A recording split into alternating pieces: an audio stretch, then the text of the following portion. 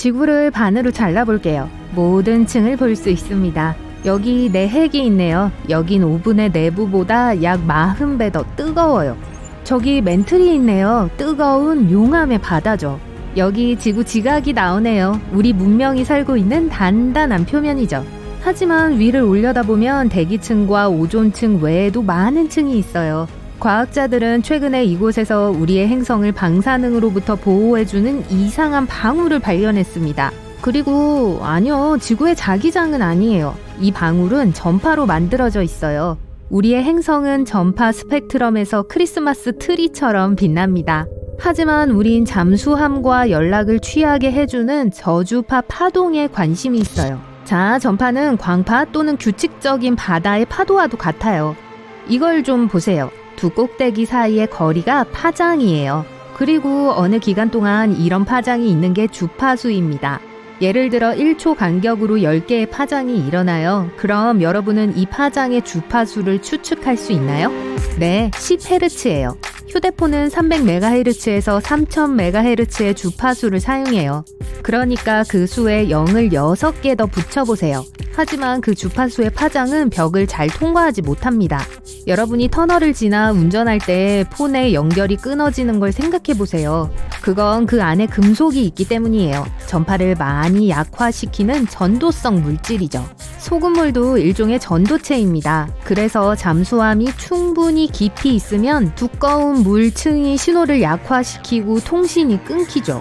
그걸 유지하기 위해 우린 파장을 적게 하면서 더 길게 해서 보내요. 같은 시간 안에 단파의 주파수가 장파의 주파수보다 훨씬 더 높을 거예요. 그래서 이걸 초저주파라고 불러요. 하지만 알고 보니 이 파장들이 지구 전역, 심지어 우주로까지 이동한답니다. 여기서부터 일이 흥미로워져요. 파장은 태양 복사 입자와 충돌해요. 우리는 태양을 빛과 열을 주는 친근한 거성으로 생각하지만 사실 해로운 방사선을 엄청 방출합니다. 각 플레어나 물지의 전기 방전은 우리 고향별에 훨씬 더 큰 방사선 폭발을 일으켜요. 이 입자들은 전파가 그렇듯이 우리 행성으로 날아옵니다. 태양에서 지구까지 8분 안에 1억 5천만 킬로미터를 여행하고 방패막 역할을 하는 우리의 방울에 충돌해요. 기본적으로 태양으로부터 온 방사선 입자는 지구 주위의 방사선대에 축적됩니다. 우리 지구의 자기장이 그걸 가둬요. 그리고 최근에 발견된 초저주파 방울이 이 방사선대 바로 아래에 놓여 있어요. 이게 해로운 배출물들을 격퇴하는 것을 도와주죠. 오래된 연구들을 분석한 결과 방사선대는 예전에 훨씬 더 낮았고 지구에 더 가까웠다는 게 확인됐어요.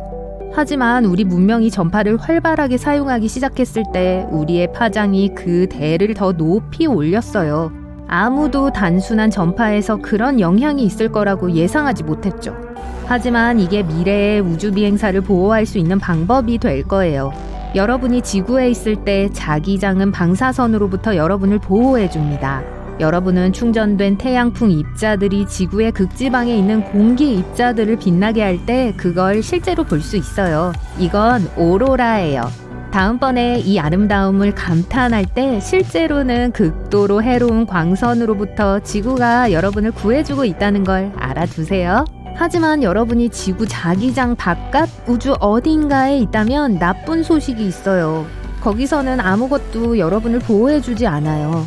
이건 국제우주정거장에서 몇 달을 보내는 우주 비행사들에게는 큰 문제입니다.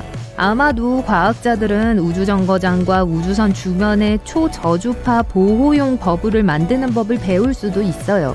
다른 행성들도 마찬가지예요. 우린 아마도 화성을 식민지화할 거예요. 거기에는 자기장도 없고 방사능으로부터 여러분을 보호해줄 게 없어요. 하지만 거기에 인공 방울을 만들면 해로운 방사선을 줄일 수 있어요. 우리를 보호하는 또 다른 보이지 않는 방울은 대기입니다. 레이어드 케이크나 양파 같은 거죠.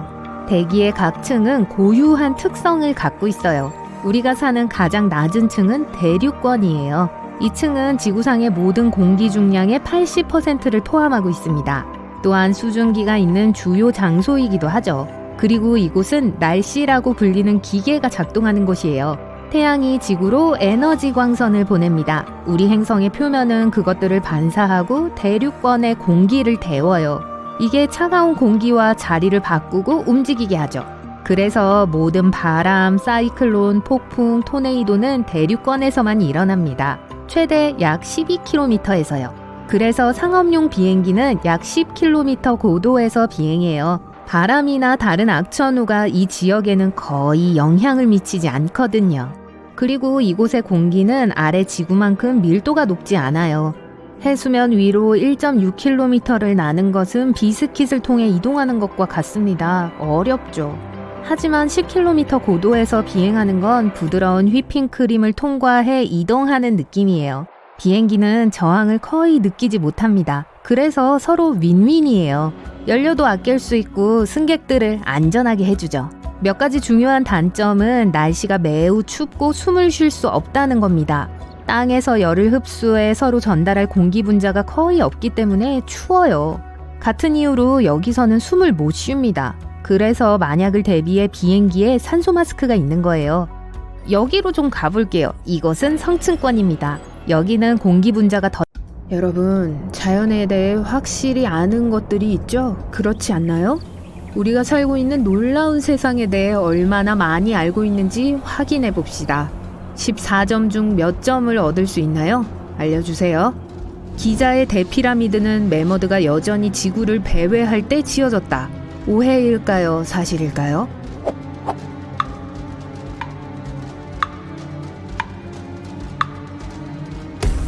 이건 사실이에요. 세계에서 가장 유명한 피라미드는 약 4,000년 전, 그러니까 털복숭이 메머드가 멸종하기 전 약 500년 전에 지어졌어요.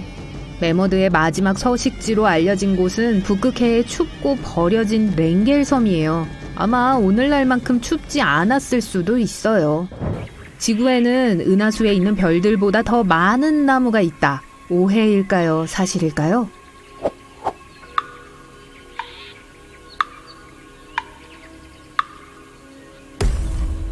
사실이에요. 과학자들은 우리 행성에 약 4천억 그루의 나무가 있다고 믿었지만 더 최근의 연구에서 3조 그루 이상의 나무가 있다는 게 밝혀졌는데 그건 1인당 420그루의 나무가 되는 셈이에요. 우리 은하에 있는 별들의 경우 지구상의 나무보다 30배 적은 약 1천억 개밖에 없어요. 여러분이 보는 나무들은 모두 독립적인 것이다. 오해일까요? 사실일까요?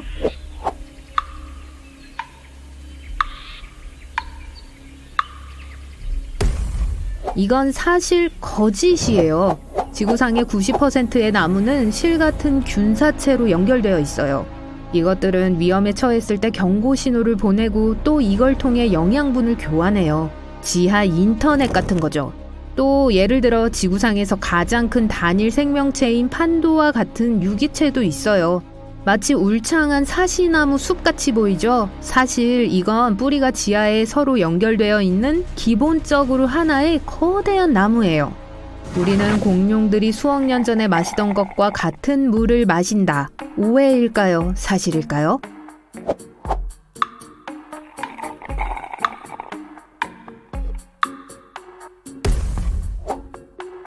사실 맞아요. 지구상의 물 중 극히 일부만 완전히 증발했어요.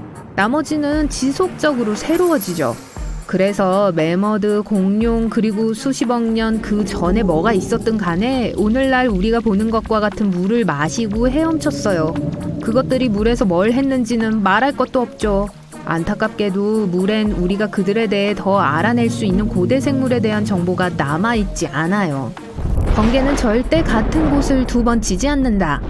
여기에 한번 내기해 보실래요? 오해일까요? 사실일까요?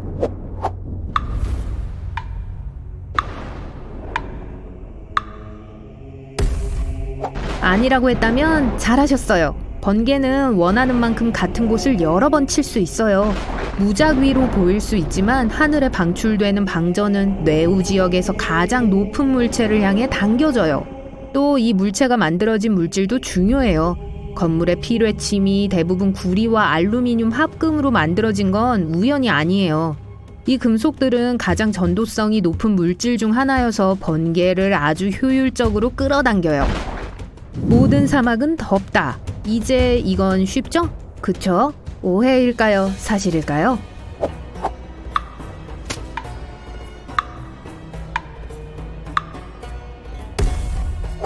오해라고 했다면 맞추셨어요. 사막은 온도가 아니라 성장과 생명의 유무에 따라 자격이 주어져요. 가장 잘 알려진 사막은 물론 사하라 사막이며 실제로 엄청 더워요. 세계에서 실제로 가장 큰 사막은 사하라 사막의 거의 2배 크기인 남극 대륙이에요. 그리고 이곳은 미지근하다고조차 할 수 없죠. 여기는 극지방 사막이며 지구상에는 몇 개의 다른 사막이 있어요. 예를 들어 그린랜드요. 지하에는 두꺼운 층으로 지구 전체를 덮을 충분한 금이 있다. 이게 믿어지시나요?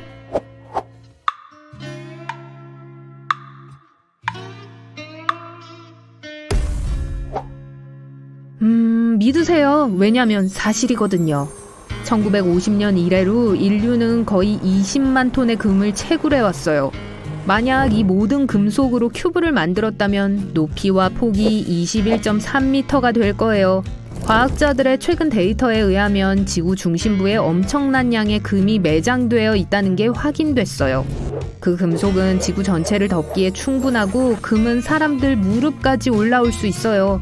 문제는 거기서 채굴할 수 없다는 거예요. 여러분이 안 캔다고 해도 전 괜찮아요. 달과 화성은 지구의 바다보다 더 잘 지도화되어 있다. 자, 이게 사실일 리 없잖아요. 그렇죠?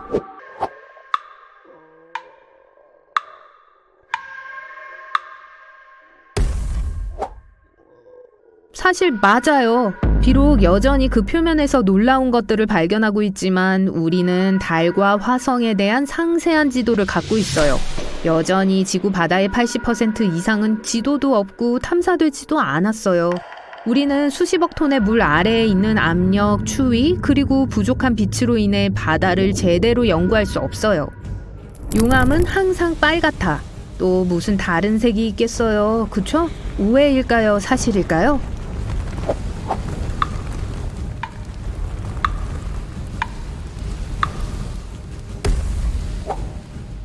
이건 오해. 왜 지구에 고리가 없는지 궁금해 본 적이 있나요? 가스 행성인 목성, 토성, 천왕성, 해왕성은 고리를 가지고 있지만 암석 행성인 수성, 금성, 지구, 화성은 고리가 없어요.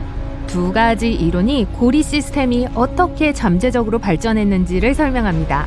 첫 번째 이론은 고리가 어떤 행성이 형성되던 시점에 남은 물질로 인해 형성되었을 수 있다고 해요.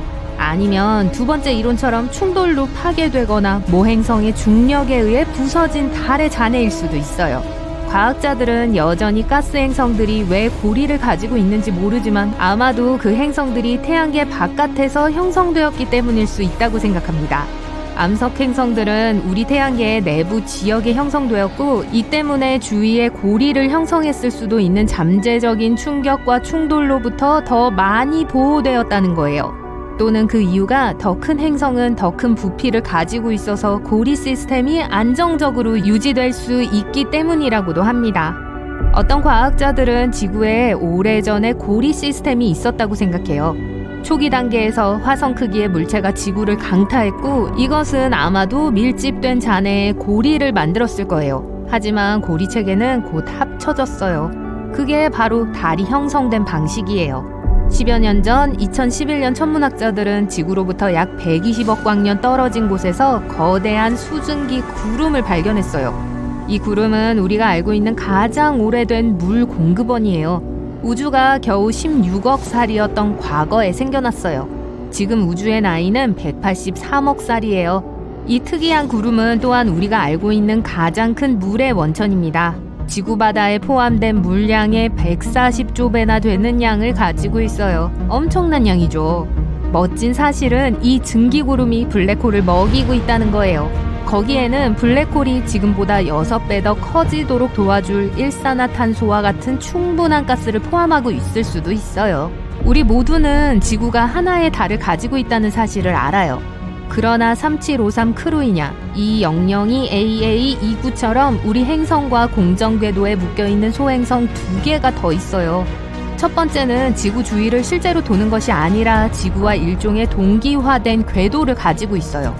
그래서 안정적인 궤도로 지구를 따라가는 것처럼 보이지만 실제로는 태양 주위를 도는 고유한 경로를 가지고 있어요. 달은 하나, 2002AA29는 말굽 궤도를 따르며 지구 주변을 돌아요. 이 특정 궤도는 95년마다 지구에 더 가까이 다가옵니다.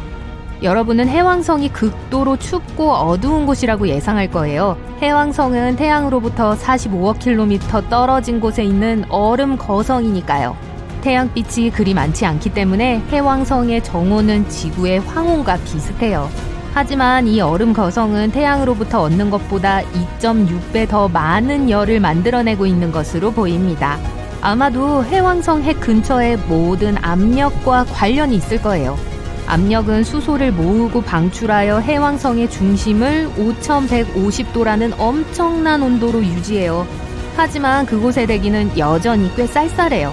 기온은 약 영하 150도에서 영하 200도에 달합니다. 폭풍이라고 하면 어떤 모양이 떠오르나요? 아마도 허리케인의 긴 타원형이나 토네이도의 원뿔형을 떠올릴 거예요.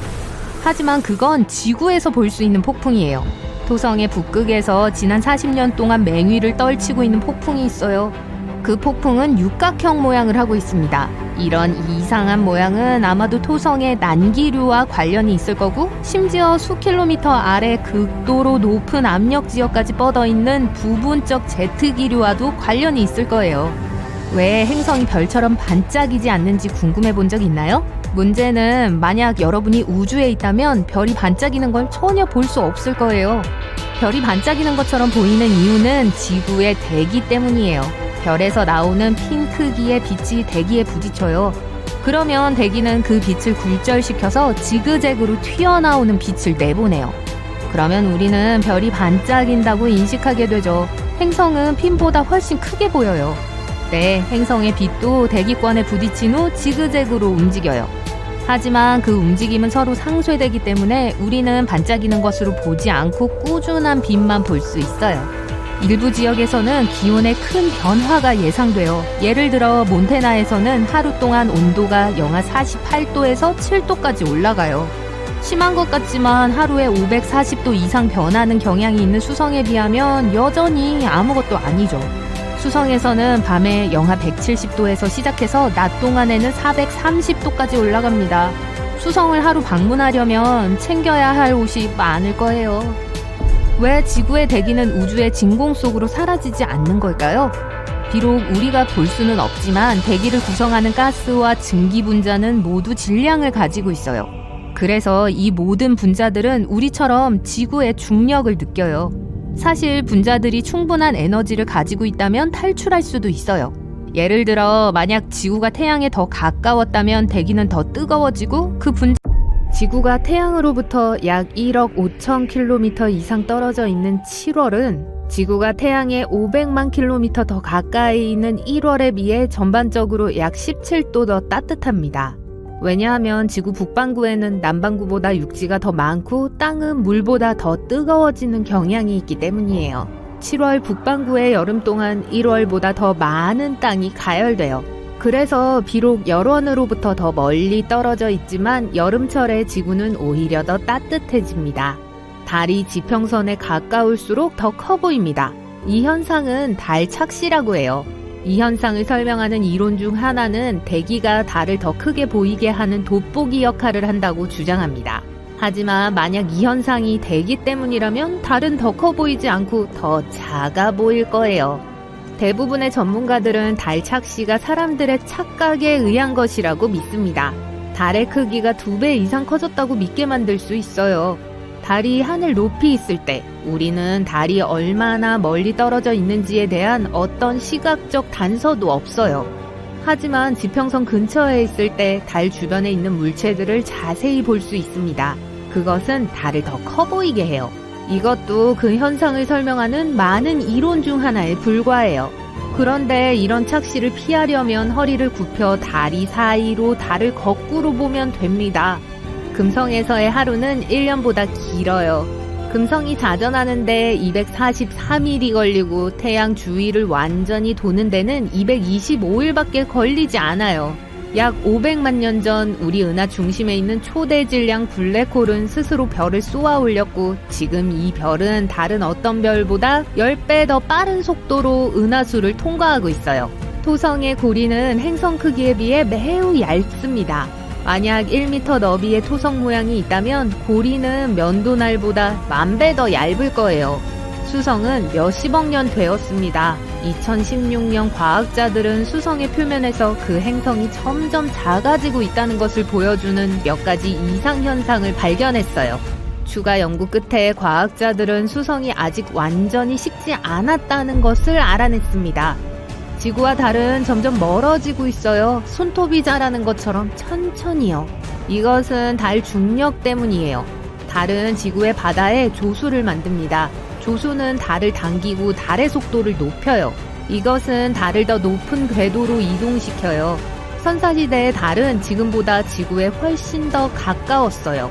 다행히도 달을 잃게 되지는 않을 거예요. 달이 더 멀리 움직일수록 중력은 더 약해집니다. 그것은 조만간 지구가 강력한 힘으로 달을 밀어내지 않을 것이라는 걸 의미해요. 2017년에 발견된 켈트 9b는 우리가 알고 있는 가장 뜨거운 행성입니다. 다음에 찌는 듯한 여름 더위에 대해 불평하고 싶어지거든 그곳의 온도는 4315도라는 걸 기억하세요. 그것은 이 행성이 켈트 9라고 불리는 별에 매우 가깝게 공전하기 때문이에요. 이것은 태양보다 훨씬 뜨겁고 큽니다. 전문가들은 이 거대한 별이 언젠가 강렬한 열로 행성 전체를 증발시킬 것이라고 믿고 있어요. 태양열 찜질방 같은 거죠. 지구상의 모든 것과 사람들이 망원경과 다른 기구의 도움으로 우주에서 볼 수 있었던 모든 것은 정상적인 물질이에요. 원자와 분자로 이루어져 있고 이런 물질은 우주의 5% 미만을 차지합니다. 우주의 거의 4분의 3은 암흑 에너지예요.